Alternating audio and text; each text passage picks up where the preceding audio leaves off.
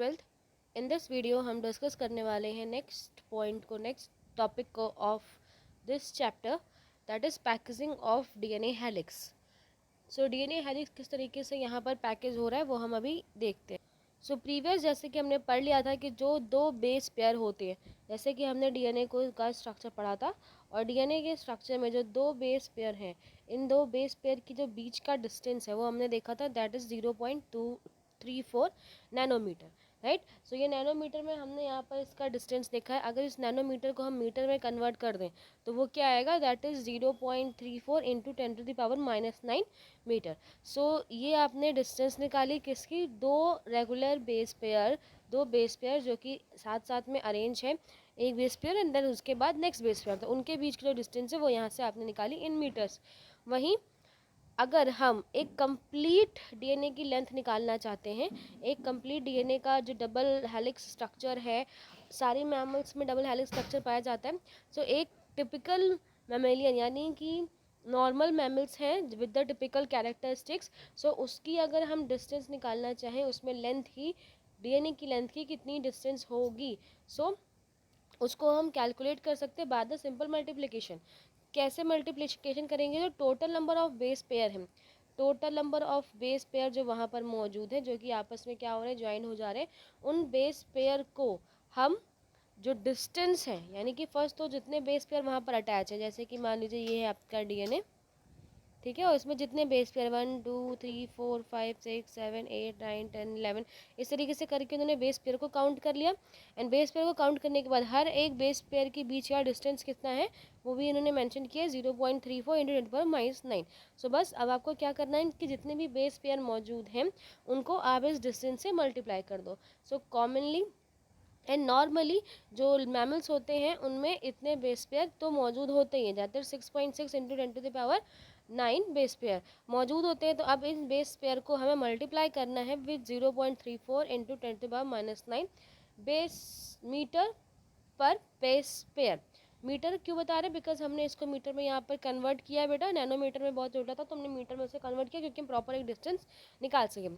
सो इससे एक approximate distance निकल कर आएगी, वो है 2.2 मीटर्स। अब आप देख रहे हैं कि डीएनए कितना बड़ा हो सकता है, 2.2 मीटर समथिंग यहाँ पर डीएनए की लेंथ होती है। सो डीएनए की जो लेंथ है वो कितनी हो गई, वो है 2 मीटर से भी ज़्यादा, 2.2 मीटर। अब आप खुद सोचिए कि जो लेंथ यहाँ पर निकली है किसकी, डीएनए की, वो बहुत ज़्यादा है, बहुत ज़्यादा लेंथ है उसकी। बट वहीं अगर एक टिपिकल न्यूक्लियस है, जिस न्यूक्लियस के अंदर डीएनए मौजूद है, उसकी लेंथ कितनी होती है, 10⁻⁻⁶। अब ये जो लेंथ है वो किसकी है, न्यूक्लियस की। और अभी मैंने आपको बताया कि जो डीएनए है वो कितना बड़ा हो सकता है, वो 2 मीटर से भी ज़्यादा बड़ा वहाँ पर हो सकता है। सो किस तरीके से इतने छोटे न्यूक्लियस में इतना बड़ा जो डीएनए है वो अरेंज हो जाता है, वो पैक हो जाता है, ये हमें यहाँ पर पढ़ना है कि किस तरीके से इस लॉन्ग पॉलीमर पैक होता है in the cell. So let's अब इस क्वेश्चन का आंसर फाइंड करते हैं किस तरह एक न्यूक्लियस में इतना लॉन्ग डीएनए रहता है। सो इन प्रोकैरियोटिक, पहले हम प्रोकैरियोट्स की बात करें। प्रोकैरियोट में आपको पता है of the prokaryote and eukaryote. Prokaryotic कैसे होते हैं, प्रिमिटिव टाइप ऑफ सेल्स जिसमें प्रॉपर सेल ऑर्गेनल्स डेवलप नहीं होते, एंड वहीं यूकैरियोट्स में जो सेल ऑर्गेनल्स हैं वो कम्प्लीटली पाए जाते हैं, डेवलप होते हैं, एंड ऑल्सो एक वेल डिफाइंड न्यूक्लियस मौजूद होता है इन यूकैरियोटिक सेल्स। सो वहीं प्रोकैरियोटिक सेल्स में जो न्यूक्लियस है वो एक डिफाइंड न्यूक्लियस नहीं है, वहाँ पर एक प्रॉपर डिफाइंड न्यूक्लियस नहीं होता। और जैसे का डिफाइंड न्यूक्लियस का मतलब क्या यहाँ पे कहना चाहते हैं, फॉर एन एग्जाम्पल एक हमने यहाँ पर न्यूक्लियस लिया, ये कैसा है, ये एक प्रोकैरियोटिक न्यूक्लियस है, एंड प्रोकैरियोटिक न्यूक्लियस के अंदर यहाँ पर क्या मौजूद है, डीएनए मौजूद है। सो अकॉर्डिंग टू देम कि प्रोकैरियोटिक न्यूक्लियस के चारों तरफ किसी तरह की एक प्रोटेक्टिंग लेयर या न्यूक्लियर मेम्ब्रेन जब उसके चारों तरफ नहीं मौजूद है, सो जो ये न्यूक्लियस है उससे जो डीएनए है वो बाहर आ जाना चाहिए था, राइट, वो बाहर आ जाए और जो साइटोप्लाज्म वाले स्टेज होते हैं वहाँ पर वो स्कैटर्ड हो जाए। मतलब कहना ये चाह रहे हैं यहाँ पर कि अगर डीएनए है मौजूद है और वो किसी डिफाइन स्ट्रक्चर या डिफाइन न्यूक्लियस के फॉर्म में वहाँ पर नहीं है, तो डीएनए क्या होता है, स्कैटर्ड हो जाना चाहिए था throughout the cell. Throughout the cell जितने भी सेल है, जो सेल स्ट्रक्चर है, उस पूरी सेल में प्रॉपर तरीके से फैल जाना चाहिए था डीएनए, बट ऐसा नहीं होता। इसलिए नहीं होता क्योंकि जो डीएनए है, डीएनए के ऊपर क्या होता है, एक निगेटिव चार्ज मौजूद होता है। और निगेटिव चार्ज किसकी वजह से होता है? निगेटिव चार्ज क्यों होता है डीएनए में? बिकॉज जो डीएनए में नाइट्रोजन बेसेस लगे हैं, ऑल्सो फॉस्फेट ग्रुप लगा हुआ है, जिसकी वजह से जो डीएनए है वो नेगेटिव चार्ज को बेयर करता है। ठीक है, तो मान लीजिए ये हमारा डीएनए जिस पर क्या है, नेगेटिव चार्ज, और वहीं नेगेटिव चार्ज है, ओके। और वहीं कुछ ऐसे प्रोटीन्स होते हैं जो क्या करते हैं, एकदम protein, there are some proteins इधर होते हैं जो कि कैसे होते हैं, positively charge. So negative charge DNA को पॉजिटिवली चार्ज्ड सम प्रोटीन्स हैं जो उसे होल्ड करके रखते हैं। इसी की वजह से जो डीएनए है वो न्यूक्लियस से बाहर नहीं निकल आता, उसी न्यूक्लियस के अंदर हमें दिखाई देता है। ये जो टर्म है इसे हम क्या बोलते हैं, न्यूक्लियोइड बोलते हैं। तो अब आपको समझ में आया कि एक जो डीएनए है उस डीएनए में क्या होते हैं, नेगेटिव चार्जेस एंड एक पॉजिटिव चार्ज प्रोटीन्स होते हैं जो कि उन्हें होल्ड करके रखते हैं। इसी वजह से ये जो भी डीएनए है वो न्यूक्लियस से बाहर नहीं आता, throughout the cell spread नहीं हो पाता है। And in the prokaryotic cells जो डीएनए है वो क्या होता है, लार्ज लूप्स होते हैं ऑफ प्रोटीन्स के, न्यूक्लियोटाइड्स होते हैं, उनमें बहुत सारे लूप्स मौजूद होते हैं। लार्ज लूप्स होने की वजह से प्रोटीन्स होते हैं, जिस वजह से आपको कैसा दिखता है, वहाँ पर एक न्यूक्लियस डिफाइंड फॉर्म में नहीं दिखता, बिकॉज उनकी वो येस ऑफकोर्स प्रोटीन्स के साथ अटैच होकर न्यूक्लियोटाइड तो बनाते हैं, पर वो न्यूक्लियोटाइड्स में एक लार्ज लूप्स होते हैं, मतलब बहुत, जैसे यहाँ पर एक डीएनए प्रोटीन है, सॉरी, और डीएनए से इससे ही अटैच है और उसका एक काफ़ी बड़ा लूप है, देन उसके बाद यहाँ पे अरेंज है। तो इसके इस तरीके से होने की वजह से वो स्कैटर्ड फॉर्म में दिखते हैं, but being a positive and negative charge वो उस डीएनए से, उस न्यूक्लियस से बाहर नहीं आते। सो ये हमने पढ़ा अबाउट द प्रोकैरियोटिक। अगर हम वही यूकैरियोटिक सेल्स की बात करें, जितने भी मल्टी सेलुलर ऑर्गेनिज्म होते हैं दे आर द यूकैरियोटिक। सो जो दो भी यूकैरियोटिक वाली फेजेस होती है उसमें मोर कॉम्प्लेक्सिटी है, हर एक ऑर्गन लेवल पे ज़्यादा कॉम्प्लेक्स हो जाती हैं सेल्स। तो यहाँ पर भी जो डीएनए का स्ट्रक्चर है एंड जो पॉजिटिव एंड नेगेटिव चार्जेस है वो भी कॉम्प्लेक्स हो जाते हैं। तो यहाँ पर एक पॉजिटिवली चार्ज प्रोटीन पाया जाता है जिसे हम क्या बोलते हैं, हिस्टोन प्रोटीन। ठीक है, सो जिस तरीके से मैंने अभी आपको बताया था कि प्रीवियस प्रोकैरियोट्स में भी क्या होते हैं कि कुछ प्रोटीन्स होते हैं जो उसे होल्ड करके रखते हैं, दे हैव पॉजिटिव चार्ज। सो वैसे ही यूकैरियोटिक सेल्स में कुछ प्रोटीन्स होती हैं जिन्हें हम हिस्टोन प्रोटीन बोलते हैं, और हिस्टोन प्रोटीन के ऊपर क्या होता है, पॉजिटिव चार्ज होता है। सो जैसे कि यहाँ पर लिखा है कि जो ये प्रोटीन है, अभी इन्होंने बताया कि पहले इन्होंने इतना बताया कि एक प्रोटीन है, ओके, और इस प्रोटीन का नाम क्या है, हिस्टोन। अब ये जो प्रोटीन है, ये चार्ज इसका किस पर डिपेंड करेगा, बिकॉज प्रोटीन है, प्रोटीन किससे मिलकर बनी होगी, अमीनो एसिड से। एंड अमीनो एसिड में भी क्या होंगे, छोटे छोटे से जो इंग्रेडिएंट्स होते हैं उनके वहाँ पे वो होंगे जिनसे वो मिलकर बना हुआ है। सो कंपोनेंट्स है वो, जिन जिन जिन कंपोनेंट्स से वो मिलकर बना है वो कंपोनेंट आपको वहाँ पर देखने को मिलेंगे। सो इन्होंने पहले क्या बताया कि हिस्टोन प्रोटीन है, पहले तो इन्होंने बताया एक हिस्टोन प्रोटीन है। अब हिस्टोन प्रोटीन के ऊपर जो चार्जेस है वो डिपेंड करेंगे अमीनो एसिड्स के ऊपर एंड अमीनो एसिड से लगी हुई साइड चेन के ऊपर। अब जैसे मैंने अभी आपको बताया कि that is the protein, and protein किससे बना है, अमीनो एसिड। अमीनो एसिड में भी क्या होते हैं, अमीनो एसिड में जो उनके बेसिस है, जो भी उनके वहाँ पर कंपोनेंट्स हैं, उन कंपोनेंट्स से भी अटैच बहुत सारे क्या होते हैं, अटैच सम साइड चेन्स होती है, और उस साइड चेन्स में क्या होते हैं, चार्जेस मौजूद हैं। सो यहाँ पर in the formation of histone protein दो तरीके के कंपोनेंट होते जाते हैं, lysine and arginines. So lysine and arginine से मिलकर क्या बनता है, lysine and arginine amino acid से मिलकर हिस्टोन प्रोटीन बनता है। और ये हिस्टोन प्रोटीन दोनों ही प्रोटीन्स में, यानी दोनों ही टाइप के अमीनो एसिड में क्या होता है, पॉजिटिव चार्ज होता है। इन और पॉजिटिव चार्ज होता है, और उनके साइड चेन पे भी क्या होता है, पॉजिटिव चार्ज होता है। तो जिसकी वजह से ओवरऑल एक हिस्टोन प्रोटीन में क्या हो गया, पॉजिटिव चार्ज आ जाता है। अब आपसे ये पूछा जाता है कि हिस्टोन प्रोटीन कौन कौन से अमीनो एसिड से बना है, तो वो आपको बताना होगा lysine and arginine. And lysine and arginine में जो उनकी साइड चेन्स होती हैं उन सब में क्या होता है, पॉजिटिव चार्ज होता है, जिसकी वजह से उस पूरे एसिड के ऊपर क्या होता है, पॉजिटिव चार्ज आ जाता है। सो अब आपने यहाँ पे पढ़ा कि हिस्टोन प्रोटीन में कैसे है, पॉजिटिव चार्ज।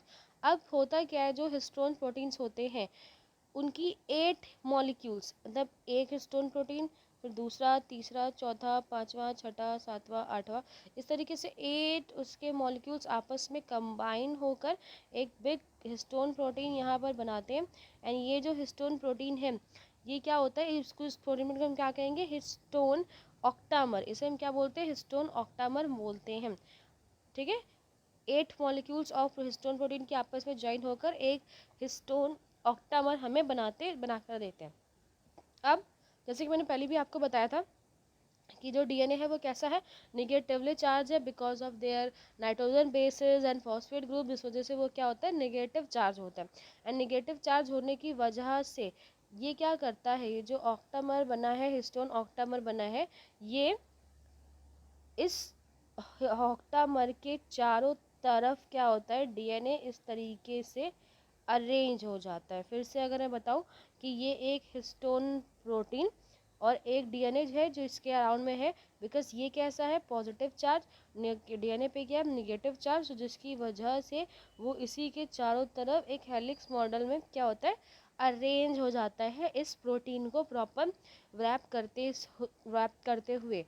और इस तरह का जो स्ट्रक्चर बनता है उसे हम क्या बोलते हैं, न्यूक्लियोसोम्स। तो यहाँ पे बताया गया कि निगेटिव चार्ज डीएनए रैप हो जाता है around the positive charge histone octamer, because 8 nucleus use किए, सॉरी 8 मॉलिक्यूल्स वहाँ पे यूज़ किए, तो हिस्टोन ऑक्टामर पे अरेंज हो जाता है। और इस तरह के स्ट्रक्चर को हम क्या बोलते हैं, न्यूक्लियोसोम बोलते हैं, जो कि आपको यहाँ पर दिखाया भी गया है। सो जैसे आपको यहाँ पर दिखाई दे रहा है कि दैट इज़ हिस्टोन प्रोटीन। ये क्या है, ये आपका एक हिस्टोन प्रोटीन है, ये एक हिस्टोन प्रोटीन है। ये हिस्टोन प्रोटीन यहाँ पर जाकर अरेंज हो जाता है। हिस्टोन प्रोटीन के चारों तरफ आपको यहाँ पर क्या दिखाई दे रहा है, डीएनए। सो ये डीएनए इसके ऊपर अरेंज है, और इस प्रोटीन जहाँ पर ये अरेंज है जिससे, तो उनके पास एक और सेल्स मौजूद होती है, एक और प्रोटीन है जिसे हम H1 हिस्टोन भी कहते हैं। ठीक है, तो इस तरीके से क्या होता है कि जो डीएनए है, जो कि कितना है, 2.2 मीटर, 2 मीटर से ज़्यादा लंबा प्रोटीन है, 2 मीटर से बहुत ज़्यादा लंबा एक स्ट्रक्चर है हमारे पास, और वो एक छोटे से न्यूक्लियस में क्यों अरेंज हो पाता है, अब आपको बात समझ में आएगी। बिकॉज जो ये न्यूक्लियस है बहुत छोटा है, एंड जो डीएनए है वो है तो बहुत लॉन्ग, बट वो क्या होते हैं, एक इस तरीके के हिस्टोन प्रोटीन के साथ अरेंज हो जाता है। देन उसके बाद एक और हिस्टोन प्रोटीन वहाँ पर अरेंज हो जाता है, देन एक और हिस्टोन प्रोटीन अरेंज, एक और हिस्टोन प्रोटीन अरेंज हो जाता है, जिसकी वजह से जो वो क्वाइल स्ट्रक्चर में हो जाने की वजह से जो इतना बड़ा सा लेंथ है, यानी कि 2.2 मीटर का जो डीएनए है वो एक स्मॉल से न्यूक्लियस में अरेंज होता है। ठीक है, ओके, सो और इस तरह के स्ट्रक्चर को जिसमें डीएनए रैप कर रहा है एक प्रोटीन को, हिस्टोन प्रोटीन को, उसे हम क्या बोलते हैं, न्यूक्लियोसोम्स बोलते हैं। सो एक टिपिकल न्यूक्लियोसोम्स, जो एक टिपिकल नॉर्मल न्यूक्लियोसोम्स है, उसमें कितने होते हैं, 22 base pair helix of DNA मौजूद होते हैं। यानी कि एक जो टिपिकल न्यूक्लियोसोम्स का पूरा स्ट्रक्चर अगर आप उसमें देखें तो अराउंड 200 बेस पेयर वहाँ पर अरेंज हो जाते हैं। सो इस तरीके से आप देखते हैं कि न्यूक्लियोसोम में एक कंटिन्यूअस यूनिट्स बनती रहती है। यानी कि जैसे अभी आपने देखा, प्रीवियस मैंने भी आपको बताया, सो इस तरीके से क्या होता है कि जो न्यूक्लियोसोम्स है वो क्या होता है, कंटिन्यूएशन में रहते हैं, कंटिन्यू रहते हैं, एंड कंटिन्यू वो क्या बनाते हैं, एक रिपीटिंग यूनिट का फॉर्मेशन करते हैं, रिपीटिंग यूनिट का स्ट्रक्चर्स बनाते हैं, जिसे हम क्या बोलते हैं, क्रोमोटिन्स। आपने क्रोमोटिन्स को पहले भी पढ़ा होगा, जिसमें मैंने बताया था कि एक थ्रेड लाइक स्ट्रक्चर होता है, एक थ्रेड लाइक स्ट्रक्चर आपको यहाँ पर देखने को मिलेगा। और इसी थ्रेड लाइक स्ट्रक्चर्स पे क्या होता है, इस तरीके से थ्रेड लाइक स्ट्रक्चर पर यहाँ पर एक क्रोमेटिन, यहाँ पर एक न्यूक्लियोसोम, सॉरी यहाँ पर एक न्यूक्लियोसोम, यहाँ पर भी एक न्यूक्लियोसोम लगा, एक न्यूक्लियोसोम लगा, एक न्यूक्लियोसोम। तो इस तरीके से एक थ्रेड लाइक स्ट्रक्चर के ऊपर क्या होते हैं, न्यूक्लियोसोम्स अरेंज होते हैं, और इस थ्रेड लाइक स्ट्रक्चर को हम क्या बोलते हैं, क्रोमेटिन बोलते हैं। एंड क्रोमोटिन क्या होता है, थ्रेड लाइक स्टेन। स्टेन का मतलब क्या है, कलर्ड, कि बिकॉज जब आप इसे माइक्रोस्कोप से देखेंगे तो एक थ्रेड लाइक स्ट्रक्चर दिखाई देगा, और ऑल्सो कलर्ड बॉडीज होंगी जो कि कहाँ मौजूद होती है, इन द न्यूक्लियस। सो जो न्यूक्लियोसोम्स हैं वो क्रोमेटिन थ्रेड्स पर, जो क्रोमेटिन थ्रेड हैं, बिकॉज बेटा जो भी डीएनए का फॉर्मेशन होता है या फिर क्रोमोसोम्स का फॉर्मेशन हो रहा है वो केवल सेल डिवीजन के टाइम पर होता है, जब सेल डिवाइड होने वाली है। At the normal faces, in normal way में जो कैसे होते हैं, क्रोमेटिन्स के फॉर्म में होते हैं, एंड वो क्रोमेटिन्स में क्रोमेटिन थ्रेड्स जो है वहाँ पर, उन क्रोमेटिन थ्रेड्स पे न्यूक्लियोसोम्स मौजूद होते हैं। एंड न्यूक्लियोसोम्स क्या होते हैं, वो एक हिस्टोन प्रोटीन, और जो डीएनए है वो उसके चारों तरफ उस पर अरेंज्ड है। ठीक है, तो इस तरह के स्ट्रक्चर आपको वहाँ पर देखने को मिलते हैं। सो न्यूक्लियोसोम जब अरेंज है, किस जैसे कि ये मैंने आपको बना के दिखाया क्रोमेटिन थ्रेड, और क्रोमेटिन के ऊपर यहाँ पर न्यूक्लियोसोम, ओके, यहाँ पर न्यूक्लियोसोम अरेंज है, यहाँ पर न्यूक्लियोसोम, यहाँ पर न्यूक्लियोसोम। तो इस तरीके के स्ट्रक्चर आपको वहाँ पर देखने को मिलेंगे, जिसे हम क्या बोलते हैं, बीट्स ऑन स्ट्रिंग। जैसे जिस तरीके से आप कोई हाँ, माला ले लीजिए जिसमें बहुत सारी बीड्स होती हैं, तो एक एक एक एक एक बीड्स को मिलाकर एक स्ट्रक्चर प्रॉपर बनता है। सो इसी तरीके से हमें, अगर हम माइक्रोस्कोप से उसको देखें, तो हमें क्या लगेगा कि जो क्रोमेटिन थ्रेड है उस पर न्यूक्लियोसोम्स के कुछ बीड्स लगे हुए हैं, जैसे कि आपको यहाँ पर दिखाई दे रहा है। सी, ये है क्रोमेटिन थ्रेड्स है, एंड इन क्रोमेटिन थ्रेड्स पे आपको छोटे छोटे छोटे छोटे छोटे छोटे बीट्स लाइक स्ट्रक्चर यहाँ पर दिखाई दे रहे हैं। सो जो बीट्स लाइक स्ट्रक्चर है, इसी की वजह से हम जब माइक्रोस्कोप से देखते हैं तो कुछ इस तरीके से कहा जाता है, जिसकी वजह से हम इसे क्या कहते हैं, बीट्स ऑन स्ट्रिंग। इसे हम क्या बोलते हैं, बीट्स ऑन स्ट्रिंग। स्ट्रिंग्स पे क्या है, जो क्रोमेटिन थ्रेड है, उन क्रोमेटिन थ्रेड पे कुछ बीट्स लाइक स्ट्रक्चर हमें यहाँ पर दिखते हैं, और ये जो बीट्स लाइक स्ट्रक्चर है वो क्या है, न्यूक्लियोसोम। सो जो बीट्स लाइक स्ट्रक्चर आपने देखे, बीट्स ऑन स्ट्रिंग स्ट्रक्चर आपने देखा, इसमें क्या है, क्रोमेटिन है जो कि पैक्ड फॉर्म है। किस वक्त, जो क्रोमेटिन फाइबर्स है उनको, क्रोमेटिन फाइबर्स में क्रोमोसोम्स है और उन्होंने डीएनए को पूरा पैक्ड करके रखा हुआ है।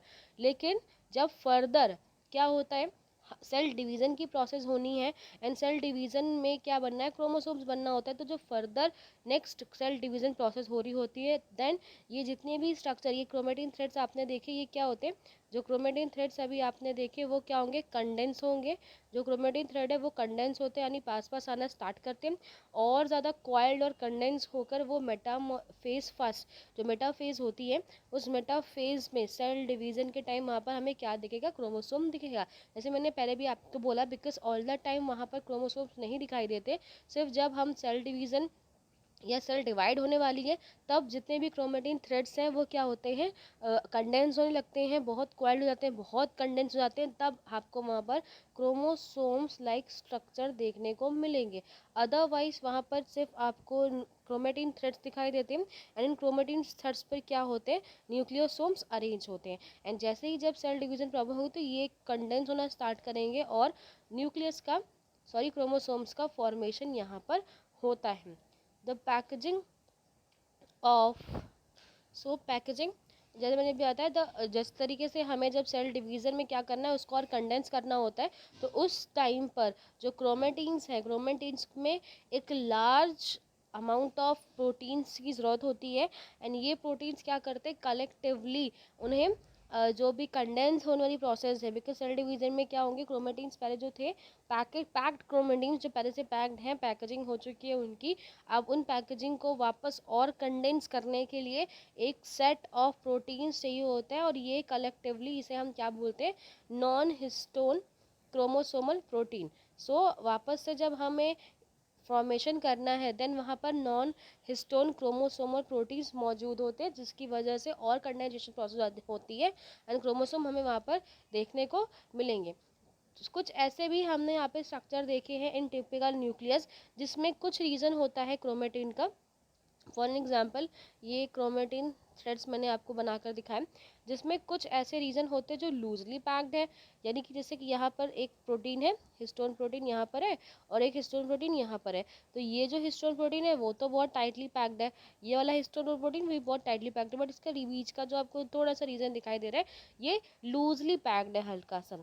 तो ये जो लूजली पैक्ड होने की वजह से, ये स्ट्रेन, अगर हम इसे स्ट्रेन करेंगे माइक्रोस्कोप में देखने के लिए, अगर हम इसे कलर करते हैं, तो ये क्या होता है, ये लाइट कलर के आपको दिखाई देंगे। सो जब आप क्या कर रहे हो, स्ट्रेन कर रहे हो न्यूक्लियस को, तो न्यूक्लियस में जो क्रोमेट्रिन है उसमें जो लूजली पैक्ड होंगे, बिकॉज जो भी हिस्टोन प्रोटीन से या हिस्टोन ऑक्टामर से के साथ जुड़े हुए हैं वो तो बहुत टाइटली पैक्ड होते हैं, बट उनके अलावा अगर जो बीच का डिफरेंस है जो कि टाइटली पैक्ड नहीं है, लूजली पैक्ड है, तो उनमें कलर क्या होता है, लाइट कलर का आता है। और इस तरीके का जो स्ट्रक्चर, इसे हम क्या बोलते हैं, यू क्रोमेटिन बोला जाता है, यानी हम क्या बोलते हैं, यू क्रोमेटिन बोलते हैं। एंड वहीं वो क्रोमेटिन जो कि बहुत ज़्यादा डेंस है, लाइक दिस, यहाँ पर जैसे आपको दिखाई दे रहा है कि एक न्यूक्लियोसोम है, और यहाँ पर जितने भी प्रोटीन है वो बहुत ज़्यादा डेंस है, बहुत ज़्यादा टाइटली वहाँ पर पैक्ड है, डेंस पैक्ड है वो, और इस वजह से वो क्या होते हैं कि स्ट्रेन जब आप उसे करोगे तो बहुत डार्क स्ट्रेनिंग आएगी, बहुत ज़्यादा कलर। इस तरीके से आप सोचो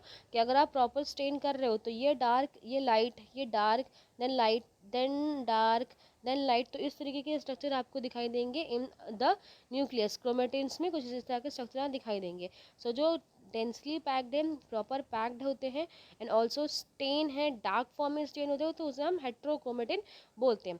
सो जो लूजली पैक्ड है एंड लाइट स्टेन होता है उन्हें हम यू क्रोमेटिन बोलते हैं, एंड वही क्लोजली पैक्ड या डेंस पैक है और स्टेन डार्क कलर का होता है तो उसे हम हेटेरोक्रोमेटिन बोलते हैं।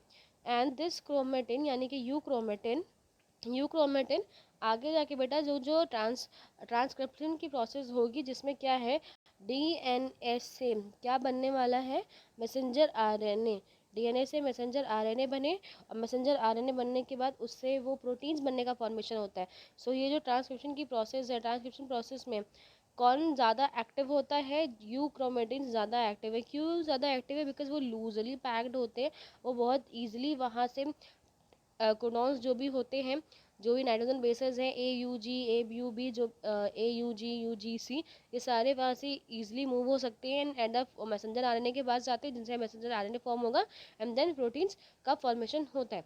सो फॉर द ट्रांसक्रिप्शन जो एक्टिव क्रोमेटिन्स हैं वो कौन से होते हैं, यू क्रोमेटिन्स यानी कि जो लूजली पैक्ड है, एंड वही जो हेट्रोक्रोमेटिन है जो बहुत ज़्यादा टाइटली पैक्ड होते हैं, डेंस पैक्ड होते हैं, वो इनएक्टिव फॉर्म में यहाँ पर मौजूद है। तो यहाँ पर आपने देखा about the packaging of DNA कि जो डबल हेलिक्स है वो बहुत लॉन्ग स्ट्रक्चर है, बट वो किस तरीके से न्यूक्लियस में अरेंज होता है। सो वो न्यूक्लियस में अरेंज है by the positive histone protein and negative DNA.